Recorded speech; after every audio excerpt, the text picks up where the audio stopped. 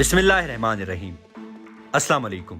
آج کی اس ویڈیو میں ہم کورونا وائرس اور لاک ڈاؤن میں اپنے ہی بنائے ہوئے ضابطوں کی خلاف ورزی کرنے والے 10 عالمی رہنما اور پالیسی سازوں کے حوالے سے بات کریں گے اور آپ کو بتائیں گے کہ کس طرح ان رہنماؤں نے اپنے ہی بنائے ہوئے ضابطوں کی خلاف ورزی کی۔ اگر آپ نے ابھی تک ہمارے یوٹیوب چینل کو سبسکرائب نہیں کیا تو برائے مہربانی سبسکرائب کے بٹن پر کلک کر کے ہمارے یوٹیوب چینل کو سبسکرائب کیجئے تاکہ آپ کو میری ویڈیوز بر وقت ملا کرے۔ لاک ڈاؤن کے ضوابط کا مقصد کورونا وائرس کے پھیلاؤ کو کم کرنا تھا اور اس کے لیے بہت سے لوگوں نے عظیم قربانیاں دی۔ جن لوگوں نے سماجی دوری کے لیے کیے گئے اقدامات کی پاسداری نہیں کی انہیں بھاری جرمانے کا سامنا رہا، مگر بعض سیاسی رہنماؤں، سائنسدانوں اور مشیروں نے جنہوں نے یہ ضابطے بنائے تھے خود ان کی دھجیاں اڑائی۔ ہم یہاں 10 مشہور شخصیات کی بات کریں گے جن پر ان ضوابط کی خلاف ورزیوں کا الزام ہے، اور اس فہرست میں سب سے پہلے نام آتا ہے امریکہ کے صدر ڈونلڈ ٹرمپ کا۔ جیسا کہ آپ جانتے ہیں کہ کورونا وائرس سے عالمی سطح پر ہونے والی 30% ہلاکتیں صرف امریکہ میں ہوئی۔ اپریل کے پہلے ہفتے میں امریکہ کے centre for disease control and prevention نے سفارش کی کہ کورونا وائرس سے مقابلے کے لیے تمام امریکی شہری عوامی مقامات پر ماسک پہن کر جائیں۔ صدر ٹرمپ نے اس سے لاتعلقی کا اظہار کرتے ہوئے کہا، میں خود نہیں پہننا چاہتا۔ انہوں نے کہا کہ وہ ایوان صدر میں خود کو ماسک پہن کر عالمی رہنماؤں کا خیر مقدم کرتے نہیں دیکھ سکتے، مگر بعض ریاستوں مثلاً مشیگن نے عوامی مقامات پر ماسک کو لازمی قرار دیا۔ 21 مئی کو صدر وہاں ایک فورڈ پلانٹ دیکھنے گئے جسے وینٹیلیٹرز بنانے کی فیکٹری میں بدل دیا گیا تھا۔ پلانٹ کے حکام نے جو انہیں معائنہ کروا رہے تھے ماسک پہنے ہوئے تھے، مگر صدر ٹرمپ نے صاف انکار کر دیا تھا۔ رپورٹرز کے بار بار پوچھنے پر ان کا جواب تھا کہ انہوں نے کیمرے کی آنکھ بچا کر ایک ماسک پہنا تھا۔ انہوں نے کہا، میں نہیں چاہتا کہ پریس مجھے ماسک پہنے دیکھ کر خوش ہو، اور انہوں نے مزید کہا کہ میں ماسک پہن کر زیادہ اچھا لگتا ہوں۔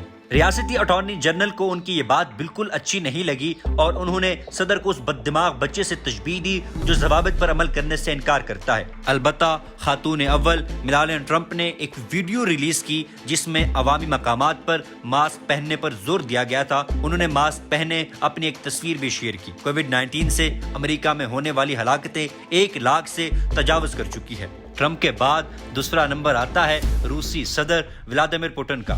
روسی صدر نے عوام کے سامنے خود کو ایک باعمل شخصیت کے طور پر پیش کرنے پر خاصا کام کیا ہے۔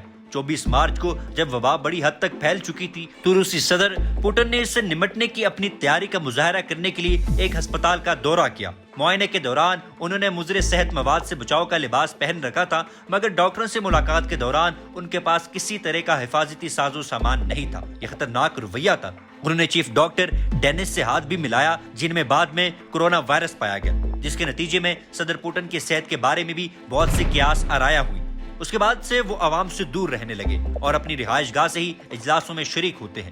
البتہ مئی میں وہ 2 مواقع پر نظر آئے جس میں سے ایک جنگ عظیم دوئم کی یاد بنانے کی تقریب تھی۔ روس میں اب تک 4,31,715 افراد کورونا سے متاثر ہو چکے ہیں، جبکہ ہلاکتوں کی تعداد 5,200 سے بھی زائد ہے۔ روسی صدر کے بعد سر فہرست ہے اسرائیلی وزیر اعظم بنجامن نیتن یاہو۔ اسرائیلی وزیر اعظم بنجامن نیتن یاہو کو اس وقت سخت تنقید کا سامنا کرنا پڑا جب انہوں نے یہودی عید یا پاس اوور کے موقع پر اپنے بالغ بچوں کی دعوت کی، حالانکہ چند روز قبل انہوں نے دوسروں کو ایسا کرنے سے منع کیا تھا۔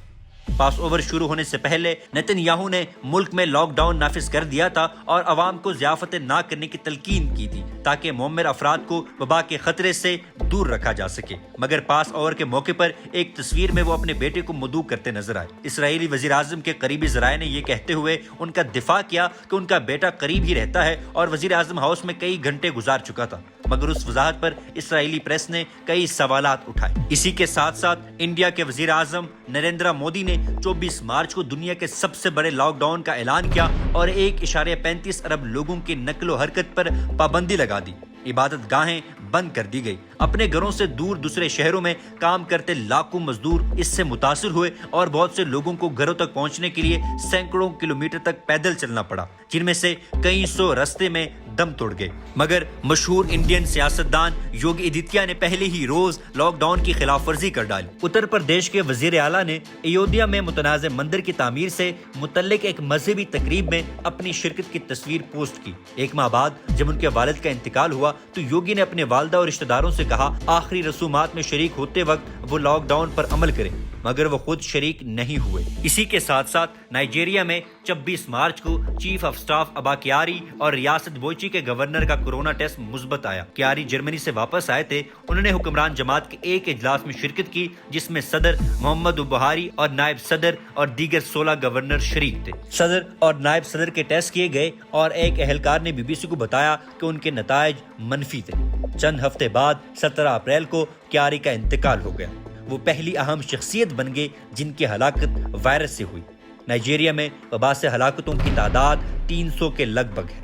न सिर्फ ये बल्कि जनूबी अफ्रीका में सदर सिरिल रामाफोसा ने वजीर मवासलात स्टेला डबीना अब्राहम्स को उस वक्त माफ़ी मांगने का हुक्म दिया जब उन्होंने घर पर रहने के अहकामात की खिलाफ वर्जी की।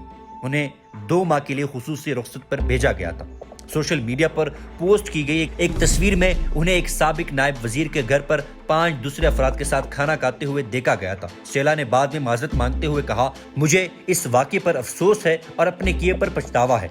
मुझे तवक्को है कि सदर और जनूबी अफ्रीका के अवाम कुशादा दिली से मुझे माफ़ कर देंगे। कहा जाता है कि सदर ने उन्हें साफ साफ कह दिया था कि कोई भी कानून से बालातर नहीं है। इसी के साथ साथ मलेशिया के नायब वजीर सेहत पर नकलो हरकत पर पाबंदी की खिलाफ वर्जी करने पर जुर्माना आयद किया गया। नूर आजमी गजाली के एक मदरसे में खाना खाते हुए तस्वीर सोशल मीडिया पर शाया होने पर उन्हें $325 का जुर्माना अदा करना पड़ा। मलेशिया ने वबा रोकने के लिए सख्त इकदाम किए हैं जिनमें जुर्माना भी शामिल है। हजारों अफराद के खिलाफ मुकदमात कायम किए गए हैं। अब अगर बात की जाए बरतानिया की तो बरतानी वजीर आजम बोरिस जॉनसन कई रोज इंतहाई निगहदाश्त के शोबे में गुजारने के बाद कोविड-19 से सेहतयाब हो गए। अस्पताल में दाखिले से पहले उन्होंने लोगों की नकलो हरकत महदूद करने के लिए सख्त इकदामात का ऐलान किया था।